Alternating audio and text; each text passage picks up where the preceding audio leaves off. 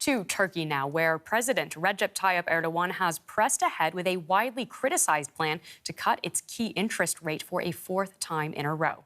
This as Turkey's currency, the lira, hits a new all-time low against the U.S. dollar. Erdogan hopes his move will bring down inflation, which has seen the cost of basic goods soar, and many people struggle to make ends meet. DW correspondent Julia Han has this report from Istanbul.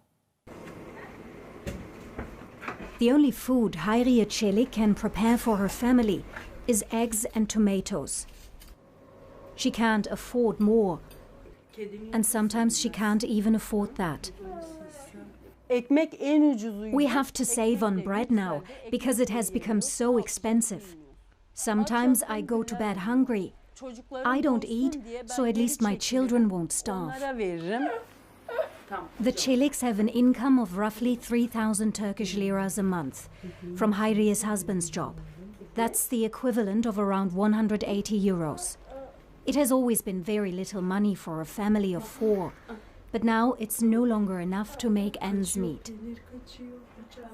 Food prices and the cost of electricity, heating and water have soared so much that Hayriye is struggling to pay her bills.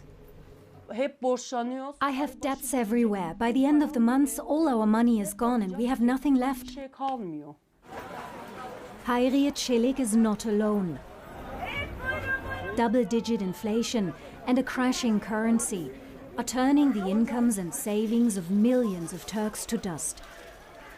The lira has lost 50% of its value against the dollar since the beginning of the year, more than almost any other currency. Discontent is growing. In recent weeks, demonstrators took to the streets in Istanbul and Ankara. They called for the government to resign. Many lay the blame for Turkey's currency crisis on President Recep Tayyip Erdogan.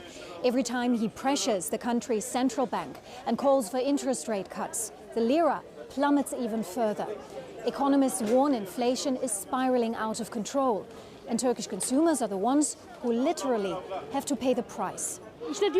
I just paid 200 liras, but only got a few kilograms of fruit, a pack of eggs and 1 kilo of cheese. That's shameful. Those in power say that they have a plan for our country, but I don't see it. We ordinary people are suffering. I just want to get out of Turkey. I don't see a future here. The economy is very bad. Inflation is way too high. But President Erdogan holds the unconventional view that lower interest rates fight inflation. And despite the lira crashing, shows no sign of changing his position. What we're doing might be politically very risky, but it's the right plan for our country and our nation. Hayriye Çelik doesn't know much about interest rates and inflation. She says she has no way of knowing which plan is the right one. But one thing she knows for sure. With money that is worth less and less, she can't provide for her family. So let's get more on this story from Can Selçuklu. He is an analyst at the EDM think tank in Istanbul, Turkey. A warm welcome, Can. We're seeing a surge in inflation around the world right now, but almost nowhere as dramatically as in Turkey. Why is that?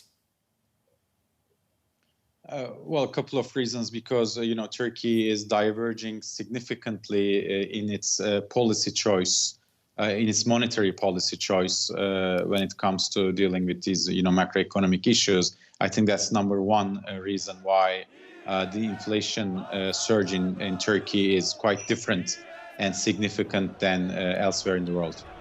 And those different policy choices, critics say that President Erdogan is putting pressure on his country's central bank, and replacing his finance ministers is only making things worse. Can you explain his strategy? Well, first of all, President Erdogan and his current economic management team has fundamentally believe that high interest rates cause inflation rather than what conventional wisdom tells us, which is the vice versa. Now, this new economic model that has been introduced aims to, aims at lower interest rates, a depreciated lira, in order to boost exports, boost the construction sector and the tourism sector in an attempt to close the current account deficit, whereby, the cash problem of Turkey will be resolved, and that surplus will go into investment, and which will, value the lira and bring down inflation, which, many economists, including myself, find rather a difficult path towards lowering inflation. Indeed, we saw in our report just now how prices for food and energy have soared to the point where even middle-income families are struggling. After years of what has been progress in Turkey in reducing poverty, is it fair to say that Erdogan's policies are reversing those hard-earned gains? Oh, absolutely. I mean, right now, look, Turkey has been experiencing macroeconomic issues since August 2018. And we are almost entering our third year whereby Turkey has double-digit unemployment and double-digit inflation. So the household, middle income and lower income, and also, the entire households, I would say, are experiencing a continued loss of revenue as well as continued loss of purchasing power.